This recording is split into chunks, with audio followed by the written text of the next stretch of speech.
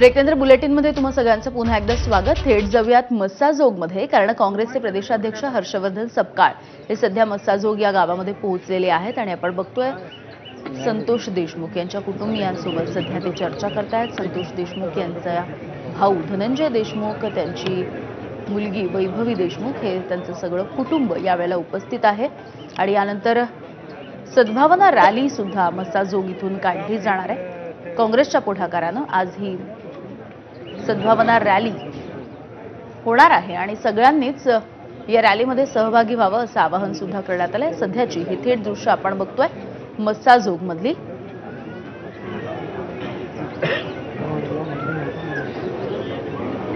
सध्या काँग्रेसचे प्रदेशाध्यक्ष हर्षवर्धन सपकाळ हे पोहोचलेले आहेत मस्साजोगमध्ये आणि दिवंगत संतोष देशमुख यांच्या कुटुंबियांची सध्या ते भेट घेत आहेत।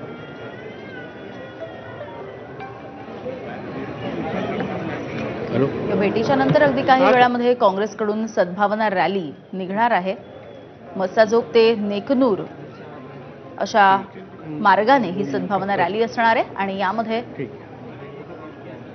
सर्व पक्षीयांनी सहभागी व्हावं असं आवाहन सुद्धा करण्यात आलेलं आहे। जर सद्भावना टिकली तरच लोकशाही टिकेल असंही काँग्रेसकडून आता बोललं जात आहे। तर पदाधिकाऱ्यांसह चालत ही रॅली निघणार आहे आणि यामध्ये देशमुख यांचं कुटुंबीय सुद्धा सहभागी होणार आहे। या रॅलीच्या आधीची ही दृश्य आपण बघतोय। हर्षवर्धन सपकाळ काँग्रेसचे प्रदेशाध्यक्ष हे सध्या बीडमधल्या मस्साजोग इथे पोहोचलेले आहेत आणि दिवंगत सरपंच संतोष देशमुख यांच्या कुटुंबियांची सध्या ते भेट घेत आहेत।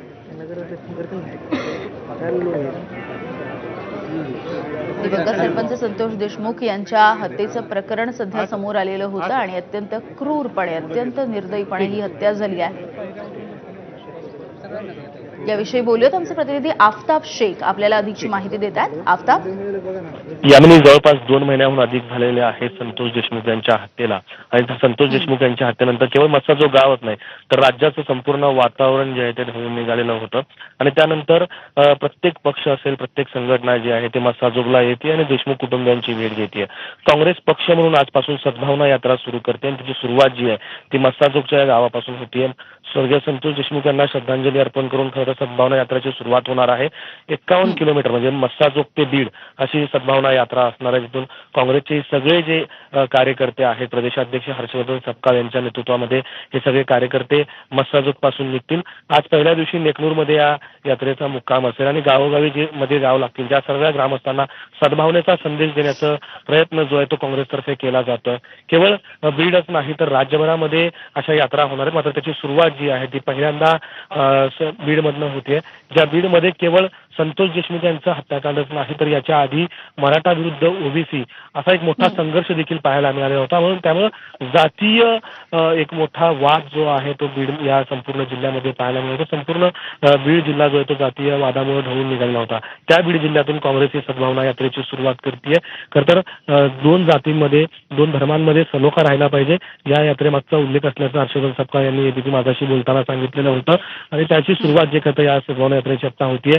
देशमुख कुटुंबियांची भेट जी आहे ती आता हर्षवर्धन सपकाळ, काँग्रेसचे अखिल भारतीय सचिव कुणाल चौधरी या सगळ्यांनी घेतलेली आहे। शेकडोंच्या संख्येनं राज्यभरातून काँग्रेसचे जे सगळे कार्यकर्ते आहेत ते मस्साजोगमध्ये दाखल झालेले आहेत आणि पहिल्या दिवशीची यात्रा जी आहे ती यात्रेला सुरुवात होताना आपल्याला पाहायला मिळते।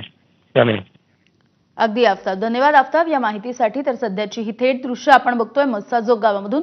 आज मस्साजोग ते नेकनूर अशी ही रॅली असणार आहे। अगदी काही क्षणांमध्ये या रॅलीला सुरुवात होतीये। आता मस्साजोगमध्ये काँग्रेसचे शेकडो कार्यकर्ते पोहोचलेले आपण पाहतोय आणि मस्साजोग ते बीड अशी साधारणपणे 50 किलोमीटरपेक्षा अधिक अंतराची ही रॅली असणार आहे आणि आवाहन केलं जात आहे कारण एकूणच गेल्या काही दिवसांपासूनच्या ज्या घडामोडी आपण या सगळ्या परिसरामध्ये घडताना बघतोय किंवा या आधीचे सुद्धा जी प्रकरणं, हत्याकांड जी आता समोर येताना दिसत आहेत, या सगळ्याच्या पार्श्वभूमीवरती कुठेही जातींमध्ये, धर्मांमध्ये भेदभाव होऊ नये आणि सलोखा कायम राहावा आणि माणुसकी जपली जावी हीच खरं तर भावना आहे सगळ्यांचीच आणि हाच उद्देश घेऊन आता काँग्रेस ही रॅली काढत आहे। सद्भावना रॅली असं या रॅलीला नाव देण्यात आलेलं आहे।